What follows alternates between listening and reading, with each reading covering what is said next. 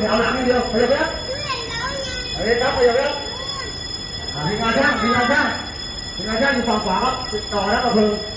ถอยหลังครับถอยหลังครับถอยแล้วดูเฉยๆถอยแล้วพี่ถอยแล้วกระเพิงครับถอยหลังนิดนั่งครับคุกเข่าหน้าคุกเข่าครับไปยืนไปจับได้น้องปืนงอนไ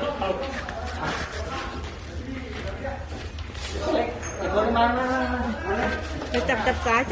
สายฟ้าจับซ้ายเลยจับซ้ายนี่จับซ้ายเขาไปเขาหลังด้วยแล้วก็เลยแหละเมื่อน้ำเด็ก